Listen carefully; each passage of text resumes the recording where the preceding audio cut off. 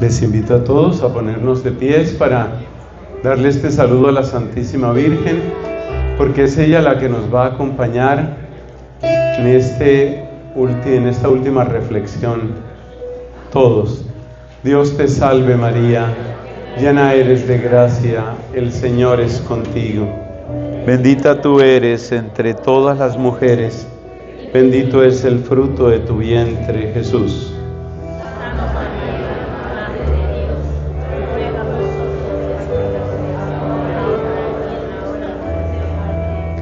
En el nombre del Padre, y del Hijo, y del Espíritu Santo. Amén. Siéntense, por favor. Hermanos queridos, la gran maestra y guía en la esperanza es indudablemente la Santísima Virgen. Vale mucho la pena, creo yo, en esta última reflexión, tomar nota, siempre lo decimos, pero ya verán ustedes por qué lo insisto tanto cuando se trata de este tema tan bello de la Virgen. Vamos a empezar por tres anotaciones fundamentales. Primera, la relación que hay entre elección y misión. Es decir, cuando Dios elige, no está creando simplemente privilegios. Cuando Dios elige, no está formando una especie de casta, una especie de club de privilegiados, una élite. La elección de Dios es una muestra de su predilección, pero es también el comienzo de un llamado. Por eso la elección está en función de la misión. Eso es lo primero que hay que tener en cuenta. Y en el caso de la Virgen, esto hay que mencionarlo con mucha claridad, porque es evidente en ella, es absolutamente evidente la elección. Nos damos cuenta que María recibió dones tan singulares, recibió una obra tan perfecta, tan intensa, tan continua de la gracia, que uno puede decir, pero es que ella es una privilegiada. Más que la palabra privilegio, la palabra que nos ayuda a entender es elección. Ella es una elegida, ella es la elegida del Padre, pero esa elección de la Santísima Virgen está en función de una misión. Es decir, no es simplemente tomar a una persona y decir esta persona es especialísima, como creando una élite, como creando una especie de casta superior. Decía San Atanasio, que esa frase me impacta mucho, decía, la Virgen María, en cuanto a la especie humana, es como nuestra hermana, porque ella es hija de Adán como todos. Es decir, que no se trata de una élite, sí hay un llamado especial, sí hay una predilección, pero esa elección y predilección está en función de un llamado. Y esto debemos recordarlo en todos los órdenes de la iglesia. Así, por ejemplo, si un muchacho es llamado a la gracia del sacerdocio, esa es una predilección, pero esa predilección está en función de una misión. Y esa misión es desgástese, esa misión es entréguese. Eso es lo que significa esa misión. O sea, cuando Dios elige para que la persona se entregue a su plan y por consiguiente se entregue al servicio de los hermanos. Toda elección está en función de una misión. Ese es el primer punto. Y ser elegido es algo muy bello, pero ser elegido lo que significa es Dios tiene una misión para ti. Entonces, ese primer punto. ¿Ella es predilecta, ella es elegida? Sí, pero esa es solo la mitad de la frase. La otra frase es elegida para una misión. Y esa misión, como lo vamos a ver a lo largo de esta enseñanza, esa misión tenía bastante dolor. Bueno, entonces, primer punto introductorio, la elección siempre está en función de la misión. Segundo punto, El segundo punto tiene que ver con la pureza. Una de las características, uno de los rasgos más propios del corazón inmaculado de María es la pureza. Por eso en muchos lugares a ella, a la Virgen, se la llama la Purísima. Ella es la Purísima. Y la pureza de María nos invita ante todo a reconocer en ella una criatura libre de la impureza del pecado, empezando por la mancha propia del pecado original y luego una persona libre de todo pecado personal. Esa es María, la pureza. ¿Qué es oro puro? Es oro que no tiene mezcla de ninguna otra cosa. Eso es oro puro. Entonces, ¿qué es un corazón puro? Es un corazón que palpita al ritmo y dentro del plan de Dios. Ese es un corazón puro. La pureza tiene que ver con todo nuestro ser. La pureza tiene que ver con nuestro cuerpo, en particular con nuestros sentidos. Entonces hay pureza en los ojos. Hay pureza también en la manera de escuchar. Hay pureza también en la manera de hablar. Y sobre todo hay pureza en el corazón, la manera de sentir los afectos que uno tiene. Aquí viene entonces, una vez que entendemos un poco mejor lo que es la pureza, ahora tenemos que agregar algo muy importante. Y es que la pureza, la mayor pureza, significa mayor sensibilidad. Oiga eso. Y la mayor sensibilidad quiere decir mayor sufrimiento. Estas afirmaciones las tomo de la enseñanza de Santo Tomás de Aquino.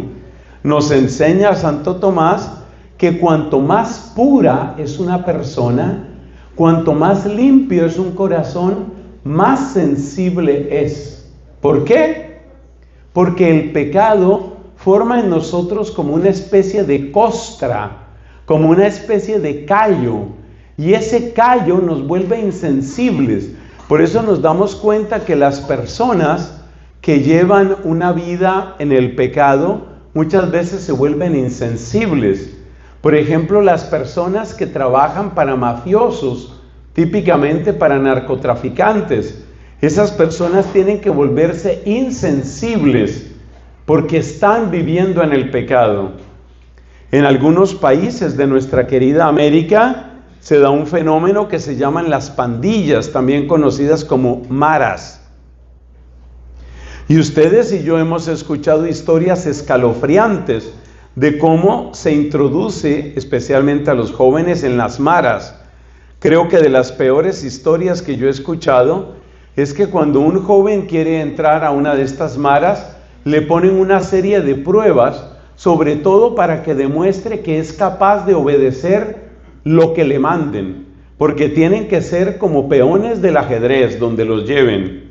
Es algo deshumanizante, es algo espantoso el tema de las maras. Entonces me contaba alguien que en un país centroamericano les ponían esta prueba a los jóvenes que iban a entrar en eso. Iban en un automóvil por una carretera y le decían: vamos a detener ese carro, un carro que venía en dirección contraria. Y lo que usted tiene que hacer es que usted se baja y va a matar al conductor. ¿Y por qué lo va a matar? ¿Quién es esa persona? No sé, puede ser su papá, puede ser su hermano, puede ser un amigo, puede ser un desconocido. Pero usted tiene que bajarse y matarlo. Y si la persona no cumple esa orden, entonces lo matan a él. Ese es el nivel de salvajismo al que llegan estos grupos armados. Cosas muy parecidas han sucedido en mi país con la guerrilla y han sucedido con los grupos paramilitares allá en Colombia. Es algo absolutamente salvaje. Y los grupos que dependen del narcotráfico en cada país, lamentablemente también en México, así funcionan. Necesitan gente que haga caso, que obedezca. Mándesele lo que se le mande. Usted tiene que obedecer. Entonces hay que volver insensible a la persona. No se puede pecar. No se puede pecar sin callo. No se puede pecar sin volverse insensible. Entonces el pecado nos va volviendo insensibles. El pecado nos va poniendo una coraza. En la Biblia también se cuenta esto. En la Biblia también se cuenta cómo, por ejemplo, Los publicanos, que eran los que trabajaban para el Imperio Romano recogiendo impuestos, los publicanos tenían que volverse insensibles, porque la gente los odiaba, la gente los maldecía, la gente los detestaba. Si tú estás ganando mucho dinero y la gente te detesta, tienes dos posibilidades: o te vuelves sensible y dejas el trabajo, o te vuelves duro y sigues recogiendo tu plata sabiendo que todo el mundo te odia y te maldice. Entonces el pecado nos vuelve indiferentes, el pecado nos vuelve insensibles. Por el contrario, la pureza, la virtud, la obra de Dios nos vuelve sensibles. Santo Tomás de Aquino dice que una persona que es realmente inteligente o una persona que tiene un corazón limpio se vuelve una persona muy sensible. Entonces, ¿cuál es la persona más sensible que ha estado en esta tierra? Se llama Jesucristo. Jesucristo nuestro Señor, sin sombra de pecado, sin una brizna de pecado en su corazón, todo lo siente. Jesucristo se conmueve 3 veces, dicen los evangelios: se me conmueven las entrañas. Cristo siente el dolor. Mira, por ejemplo, cuando la multiplicación de los panes, Él le dice a los discípulos, ¿qué les dice? Les dice: siento compasión de esta gente. Llevan 3 días conmigo. Si los despido en ayunas, se van a desmayar por el camino, no van a aguantar. A Cristo le duele. En otra oportunidad, Cristo se da cuenta que sus apóstoles están francamente agotados, que han llegado al límite de sus fuerzas, y entonces les propone unas pequeñas vacaciones. Les dice: vengan ustedes solos a un lugar tranquilo y apartado. Y explica al evangelista: es que eran tantos los que iban y venían que no les quedaba tiempo ni para comer. Entonces se fueron al lugar tranquilo y apartado, pero la multitud se dio cuenta para dónde iban. Ellos iban en barca y estos se fueron por tierra, caminando, corriendo por tierra. Y cuando llegó Cristo, se encontró con que ya había un grupo ahí reunido que lo estaba esperando. ¿Y qué nos dice la palabra de Dios? Que entonces Él se compadeció de ellos y empezó a enseñarles con paciencia. Cristo es el compasivo, Cristo es el que tiene sensibilidad. Entonces seguimos con nuestra introducción. Estamos en la introducción del tema. Lo primero es la relación entre la elección y la misión. Lo segundo, ¿qué es? Lo segundo es la relación entre la pureza y la sensibilidad. Después del corazón de Jesús, ningún corazón tan limpio, ningún corazón tan lleno de Dios y tan lleno de luz como el corazón de María. ¿Qué quiere decir esto? Que entonces ella es sensible. Quiere decir que a María le duele. A María le duele lo que le sucede al Hijo. A María le duele lo que sucede en la humanidad. Y la Biblia nos muestra esta sensibilidad, esta tremenda compasión de María, por ejemplo, en el pasaje de las bodas de Caná.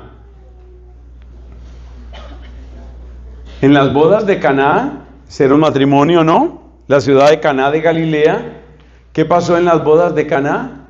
Pues pasó que María se dio cuenta: no les va a alcanzar el vino, no les va a alcanzar. Entonces va donde el hijo y le dice: no tienen vino. El hijo le responde en un tono un poquito duro. Le dice: bueno, ¿y a ti y a mí qué? María, como si no hubiera oído nada, se va donde los criados y les dice: hagan lo que Él les diga. No se rinde, le duele, le preocupa. No era la boda de ella, no era la boda de ella, eran unos conocidos, unos amigos, lo que fuera. Pero ella tiene sensibilidad.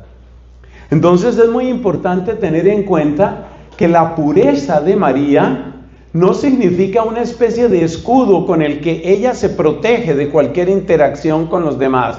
Como quien dice: yo soy la purísima, que nadie me mire, que nadie me toque, que nadie se meta conmigo, yo con Dios, Dios con yo. No. La pureza de María significa un corazón sin defensa, un corazón sin escudo, un corazón que está dispuesto a verlo todo y compadecerse de todo. Y muchos de nosotros hemos experimentado la compasión de la Santísima Virgen María. Entonces, primer elemento, la elección va unida a la misión. Segundo elemento, la pureza va unida a la sensibilidad. Y ahora viene el tercer elemento. Y el tercer elemento es: la fe nos abre a la lógica de Dios. La fe nos abre a la lógica de Dios. ¿Qué quiere decir esto?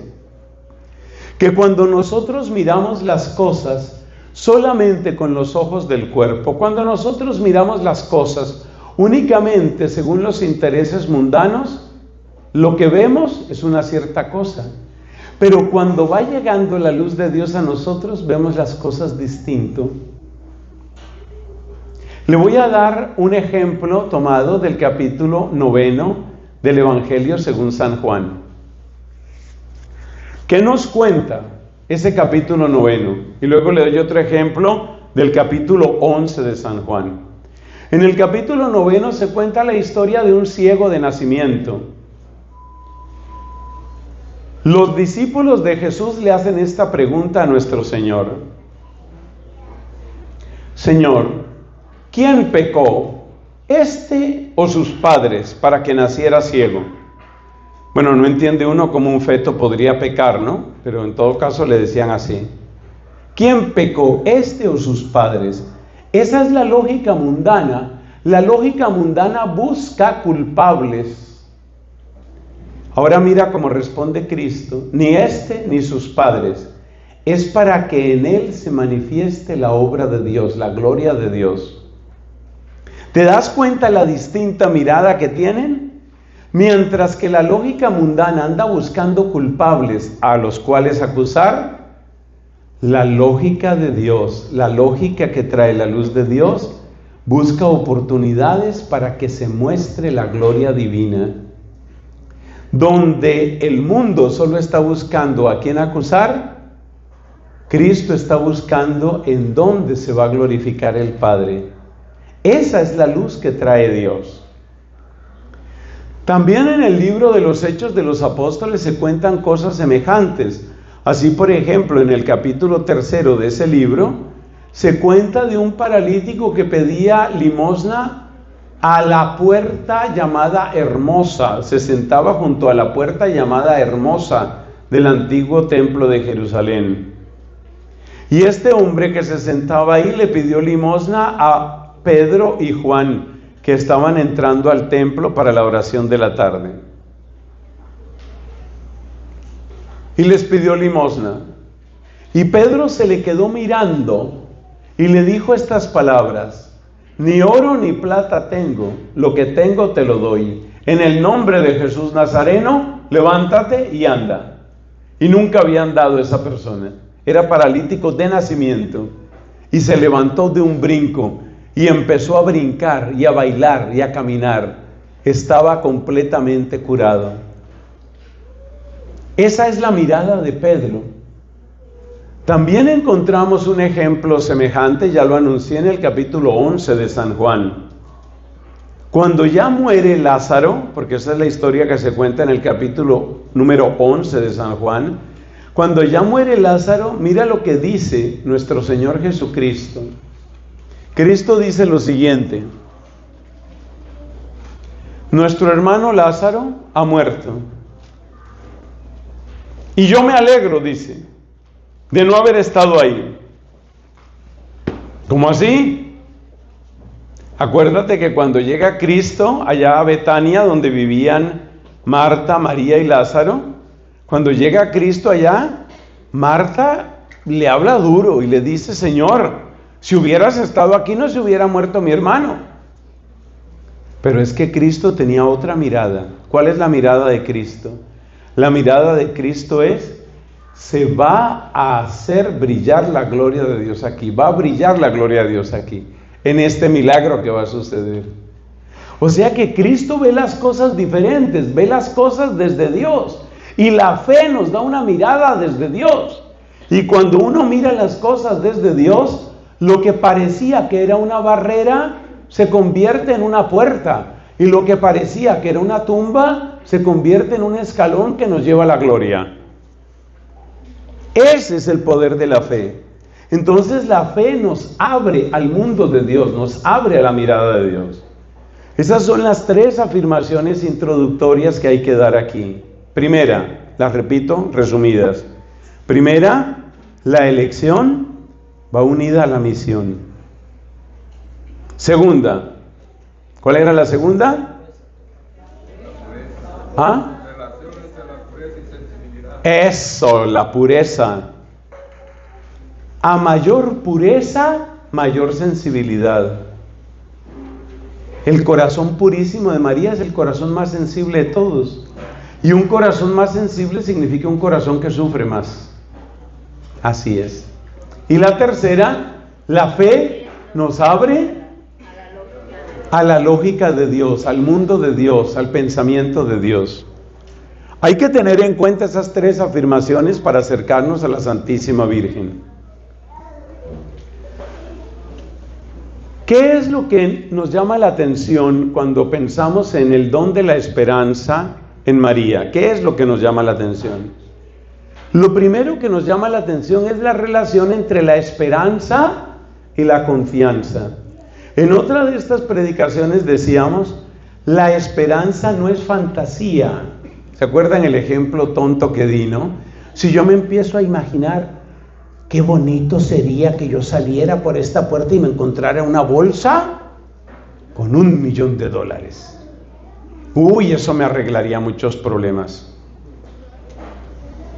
En billetes de 100 son 10,000 billetes. Eso cabe en una bolsa. Necesito encontrarme una bolsa con 10,000 billetes de $100. $1,000,000, ya con eso arreglo muchas deudas. El resto que espere. Eso es fantasía. La esperanza no es fantasía.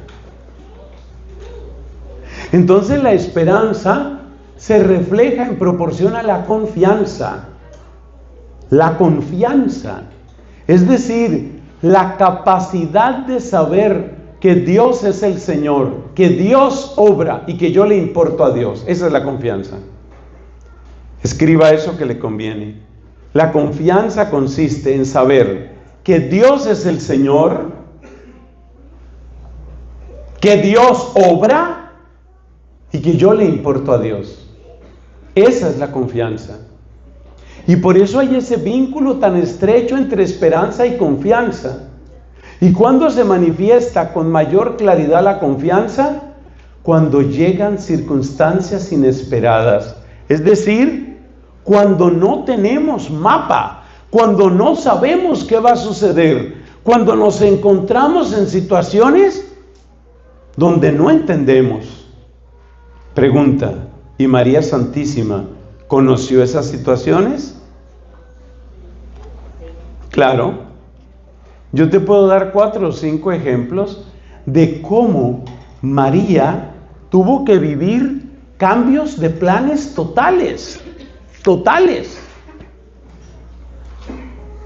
Según San Agustín y San Juan Crisóstomo y muchos otros santos, María tenía un voto de virginidad, es decir, un propósito interior, sólido y perpetuo de permanecer virgen para Dios.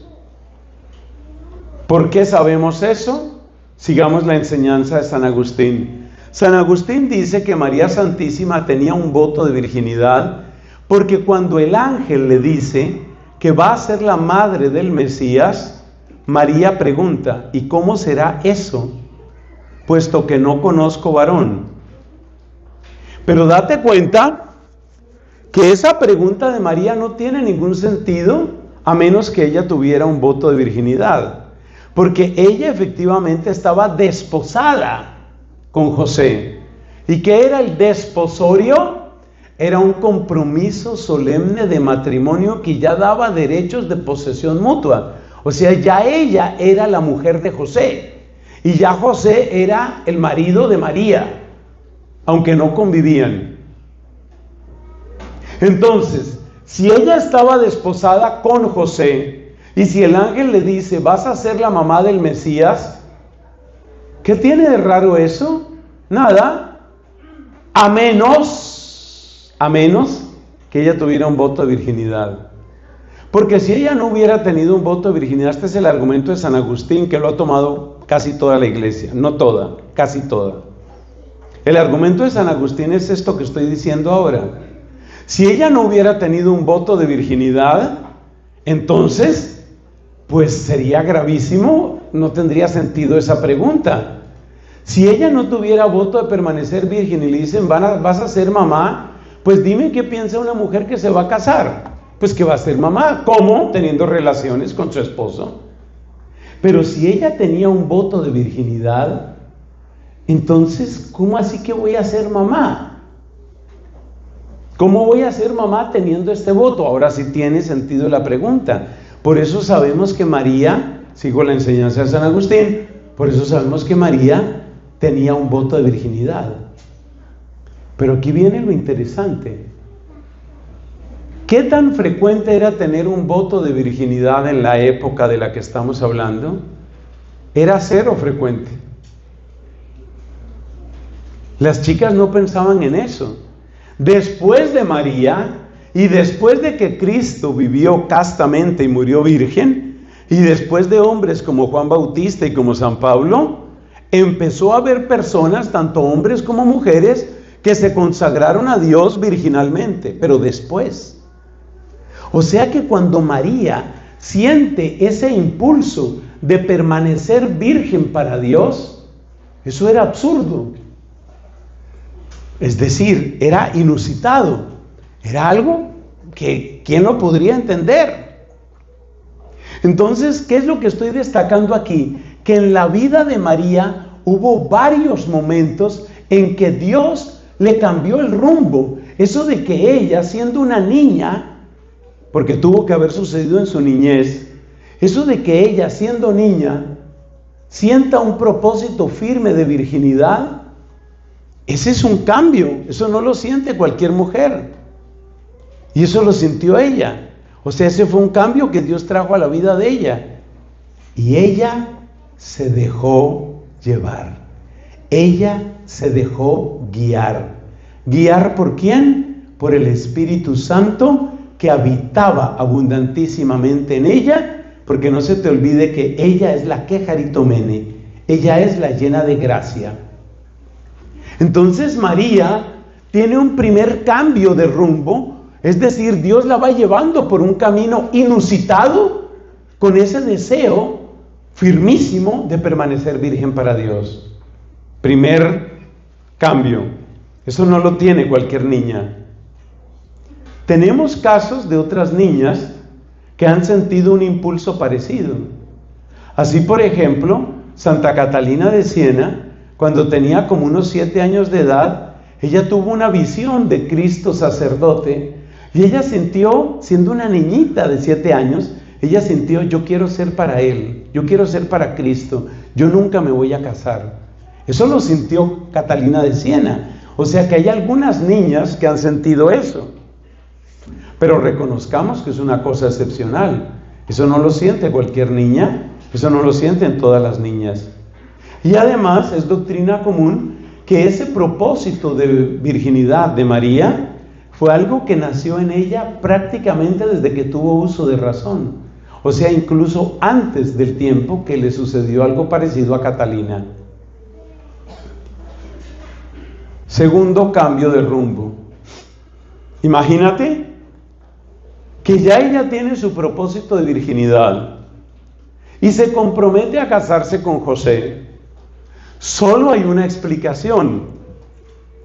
¿Cómo podía ella, que tenía un compromiso de virginidad, casarse? ¿Cómo podía suceder eso? Pues claramente porque José la amaba y podía entender la consagración de ella. Alguien podría decir, ¿pero eso existe? O sea, ¿puede existir un hombre que entienda semejante decisión de una mujer? Sí, y ha habido muchos casos en la historia de la iglesia. No es el camino usual de los matrimonios, pero eso existe. Y quiero contarles que yo conozco un matrimonio que vive exactamente así, porque así los ha llamado el Señor. Es algo raro, pero eso sucede. Y ella es completamente mujer y él es completamente hombre, pero se sienten llamados a esa vocación. Ese es otro cambio de rumbo.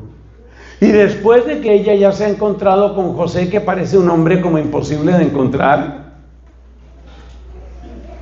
viene el ángel y le dice: vas a ser mamá. Otro cambio.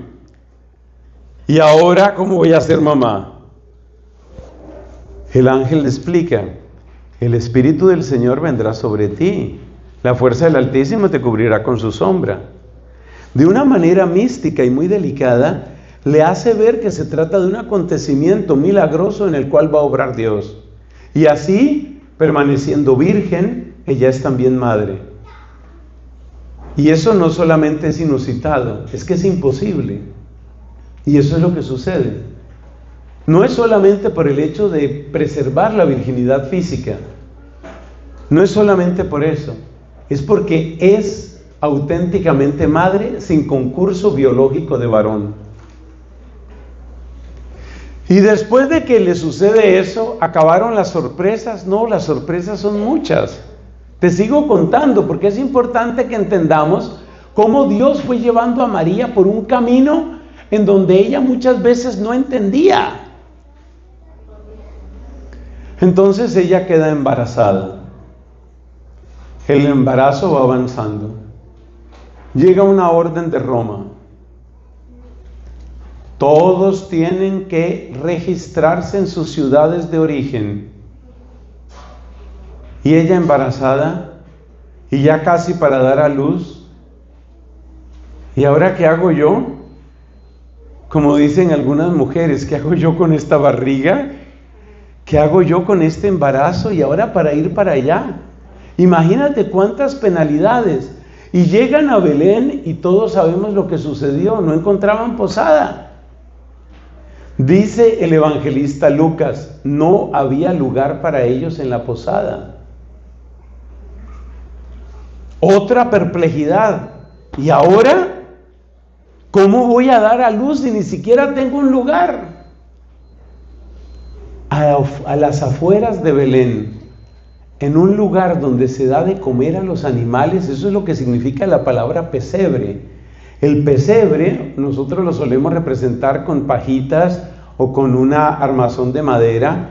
Típicamente los pesebres se hacían de piedra, era donde se le ponía el alimento a los animales.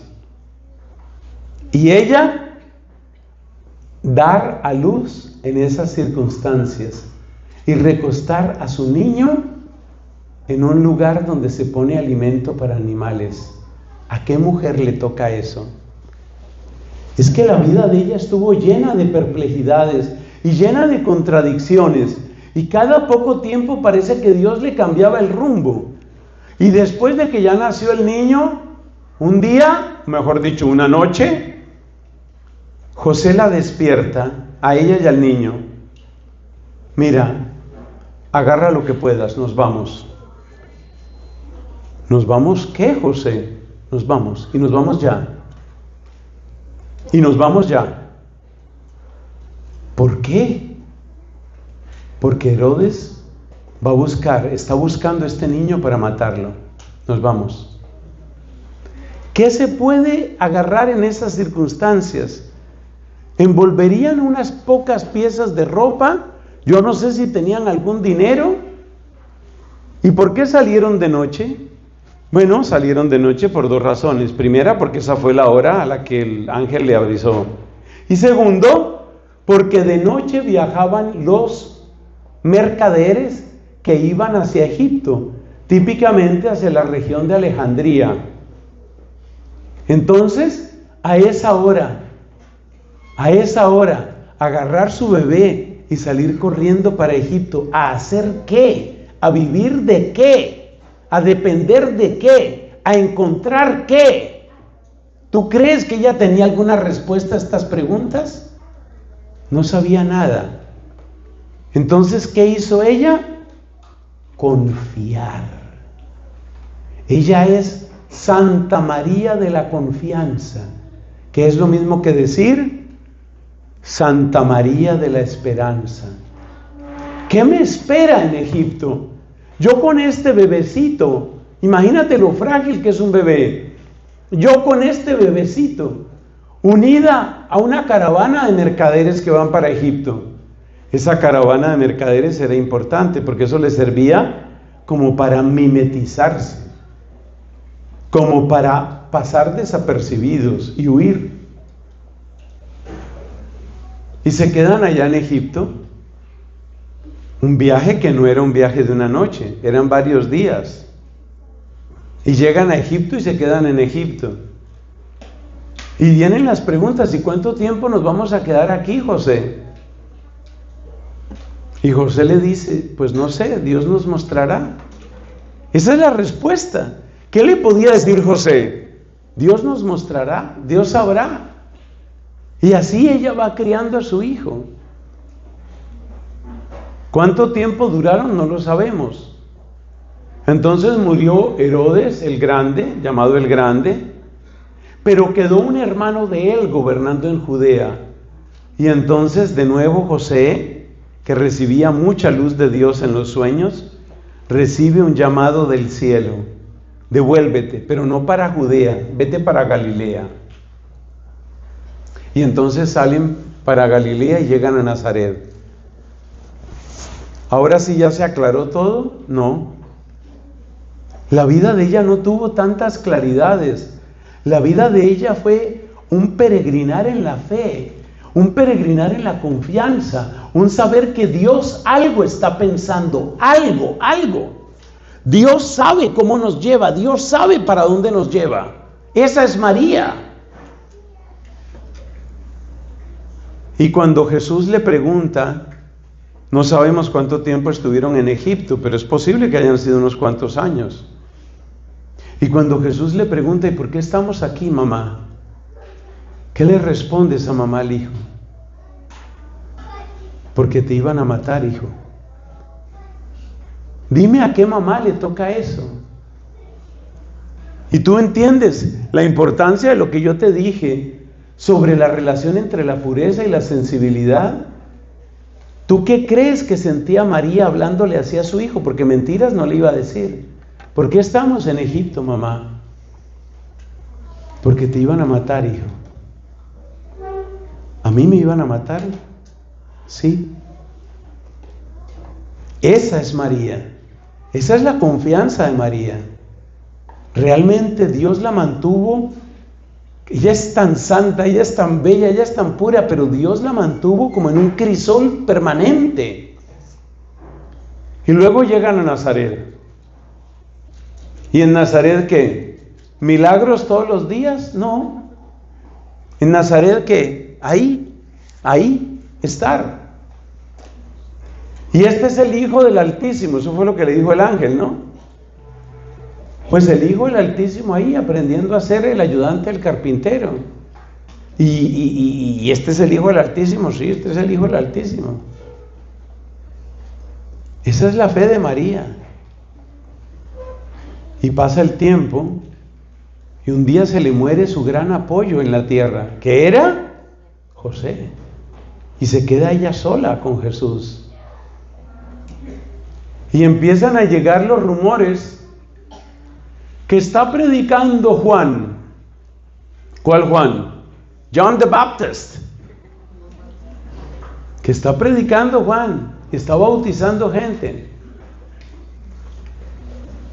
Y llega ese día en que Jesús le dice a la Virgen: mamá, me voy. Mamá, me voy. Me voy. Y se queda ella sola. Me voy, mamá. Y se fue a bautizarse. Pecado propio no tenía, pero pertenecía a un pueblo de pecadores. Y a nombre de ese pueblo de pecadores, Cristo recibió también el bautismo. Un bautismo que él como persona no necesitaba.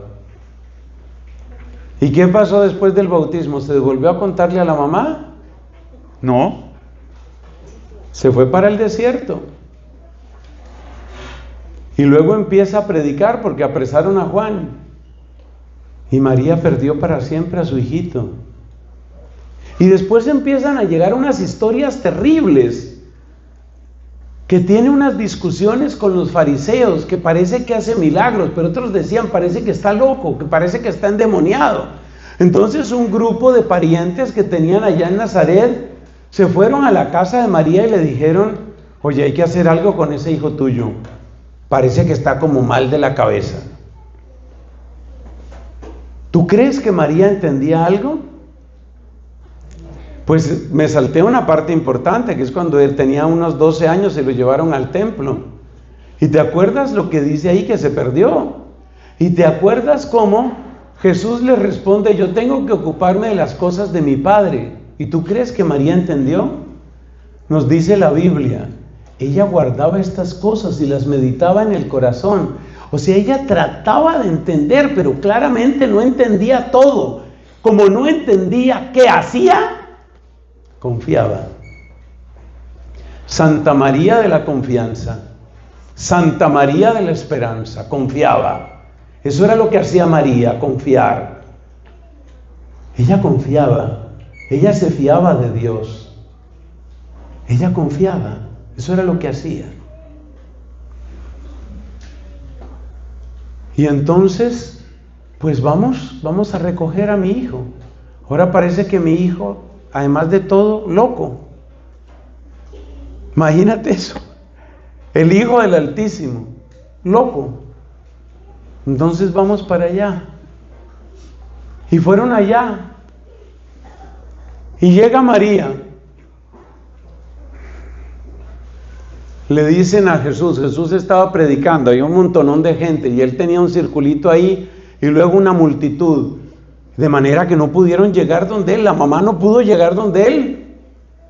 Entonces uno le avisó a Jesús, oye, ahí están tu mamá y tus hermanos. Ya ustedes saben lo que significa la palabra hermanos en este contexto. Ahí están tu mamá y tus hermanos.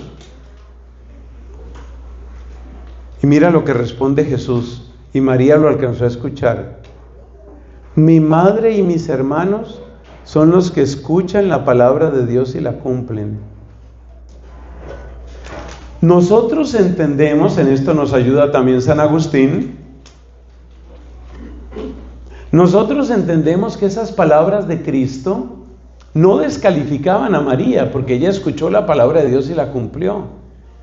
Pero tú no crees que ella quería abrazarlo, tú no crees que ella quería decirle, hijo, ¿cómo estás? Hijo, háblame de corazón a corazón, mira, yo soy tu madre, cuéntame exactamente qué está pasando. ¿Tuvo oportunidad de hacer eso? No. ¿Qué le tocó hacer? Callar, entender, esperar y de nuevo, confiar. Santa María de la confianza, Santa María de la esperanza. Pero ella se quedó contenta porque había podido verlo y se quedó contenta porque al escuchar la voz de él y al escuchar cómo hablaba él, dijo, no está loco, está ungido. Está ungido por el Espíritu, loco no está. Y quedó contenta. ¿Y cuándo se volvió a encontrar con él? Aquí me estoy saltando las bodas de Caná, que ya mencionamos lateralmente. ¿Cuándo se vuelve a encontrar con él? En la pasión. ¿Te das cuenta cuántas veces a María se le destruyó, se le derrumbó lo que ella podía tener en su cabeza? ¿Te das cuenta lo que vivió esa mujer? ¿Y te das cuenta el nivel de fe y de esperanza que ella tenía? Sobre todo a la hora de la cruz, Juan capítulo 19. Al pie de la cruz estaba María. Y estaba María viendo cómo destruyeron el cuerpo que ella formó en su seno. Cómo despedazaron esa carne santísima y purísima de su hijo. Cómo escupieron sobre su hijo y lo trataron como el peor de los criminales. Y ella tuvo que ver todo eso. Y entonces ella se pregunta, ¿y Dios qué? Y ella responde, Dios sabe lo que está haciendo. Y esa es la única respuesta que tiene el corazón inmaculado de María. Dios sabe lo que está haciendo. Pero es que le taladraron las manos con los clavos. Dios sabe lo que está haciendo. Es que le despedazaron la espalda con unos azotes brutales. Dios sabe lo que está haciendo. Es que está desangrado y lo siguen insultando. Dios sabe lo que está haciendo. Dios sabe lo que está haciendo. Sobre sus sienes han puesto esa asquerosa corona de espinas. Y no contentos con eso, le arrancaron las ropas y exhibieron la desnudez de mi hijito. ¿Y qué dice ella? Dios sabe lo que está haciendo. Dime cuál es el nivel de fe que tiene esa mujer y dime cuánto sufrió. Por eso la iglesia celebra a Nuestra Señora de los Dolores, porque dolor como el de ella no hay. Dolor como el de ella no hay. Pero claro, nosotros no celebramos el dolor. Nosotros celebramos el amor que le hizo posible soportar semejante dolor. Eso es lo que celebramos. Y ella siguió confiando. Y ella siguió esperando. Y ella siguió repitiéndose. Dios sabe lo que está haciendo. Finalmente su hijo da un grito y se muere. Y lo bajan de la cruz. Y lo ponen en el regazo de ella, donde ella antes lo cargó cuando era un bebé. Que no hay mamá que haya cargado a su bebé con más amor que ella. Y ahora tiene que cargar ese cadáver destrozado. Lo que ella le dio al mundo fue la carne purísima del Cordero Inmaculado. Y lo que el mundo le devuelve a ella es un cadáver destrozado. Y ella mira ese cadáver pálido porque derramó toda su sangre. Y ella repite, Dios sabe lo que está haciendo. Y ella sigue confiando. Esa es María. No hay sufrimiento como el de ella. Después de Cristo no hay sufrimiento como el de ella. Ella sabe de la esperanza. Ella sabe lo que es confiar. Organizan rápidamente lo del sepulcro. José de Arimatea presta el sepulcro que él tenía.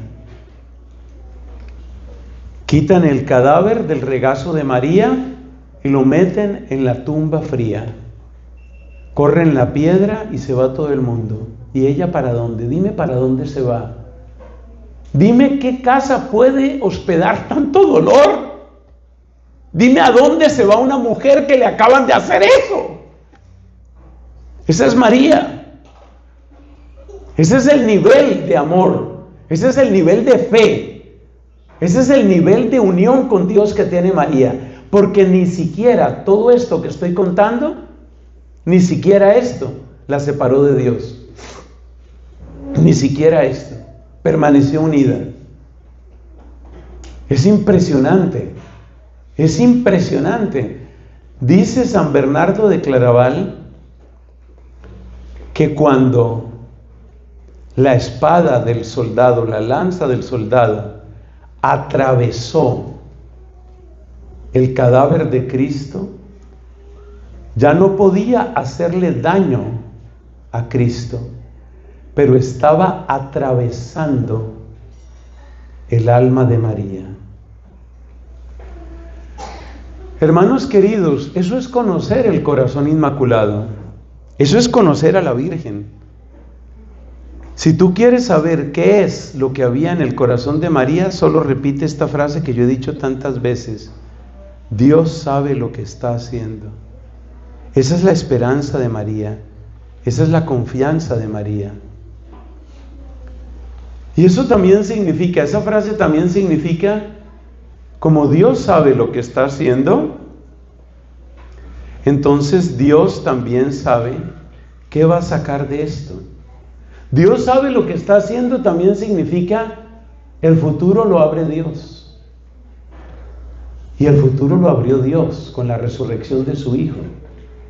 Y aquí viene el último punto que quiero compartirles. Cristo resucitado llama a los apóstoles a que oren, pidiendo el Espíritu Santo. ¿Y quién estaba orando con ellos? María. Y junto con María también otras mujeres y otros discípulos. Pero es que me llama mucho la atención la oración de María, mucho. Porque ¿con quiénes estaba orando María? ¿Con quiénes? Con los mismos que habían abandonado a su hijo.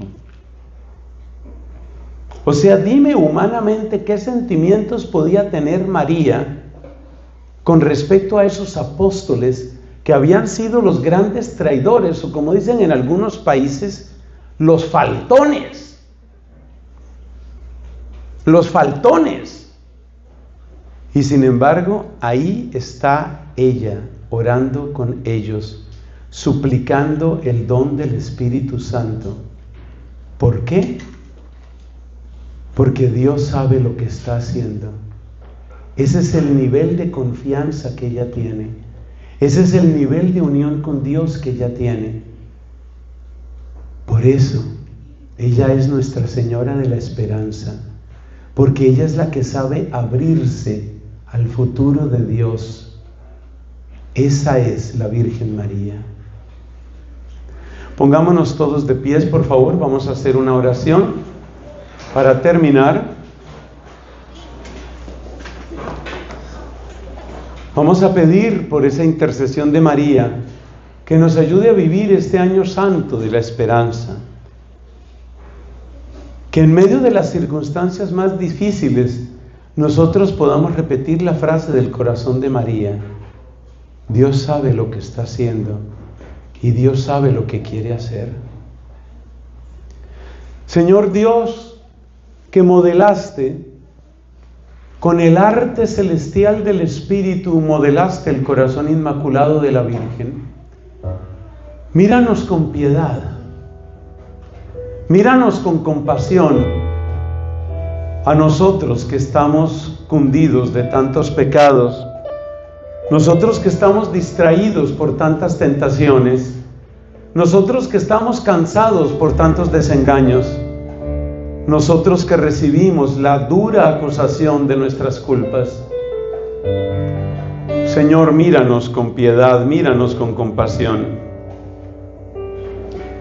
Señor, apiádate de nosotros y danos con tanta abundancia el único espíritu que puede cambiar nuestros corazones para que seamos hombres y mujeres de la esperanza. Para que en todas circunstancias sepamos entender que tú eres el único que sabe cuál es el plan. Tú eres el único que sabe para dónde va esta humanidad. Tú eres el Señor de la historia y de los siglos. Tú eres el único que vive y que reina. Compadécete, Señor, de tu pueblo y haz que sienta la potente intercesión de la Virgen Inmaculada.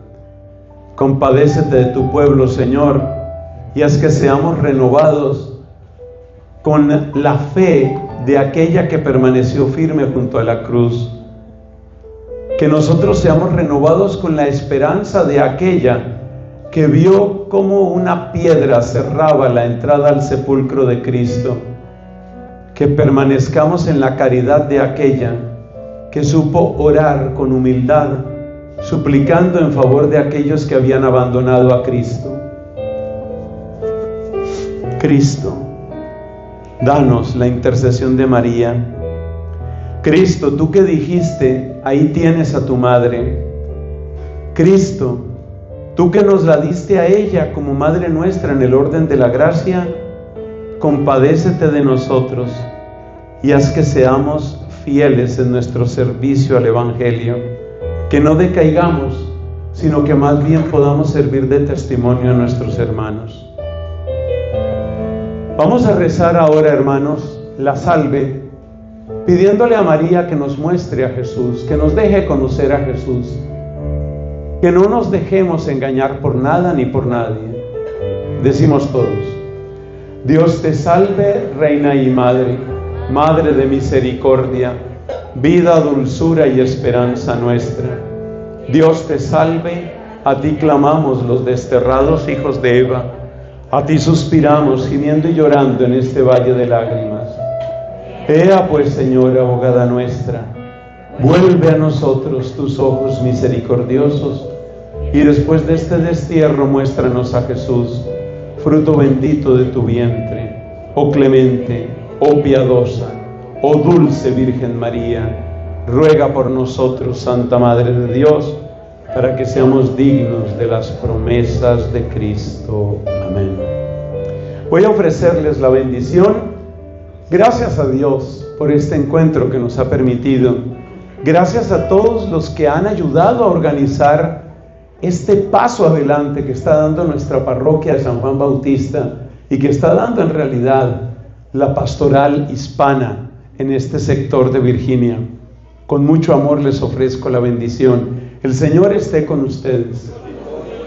La bendición de Dios, Padre, Hijo y Espíritu Santo, descienda sobre ustedes y los acompañe siempre. Yo sé que todos quedamos muy conmovidos con María, pero no se nos olvide que el triunfo es de ella, de su corazón inmaculado, y el triunfo es de Cristo que vive y reina.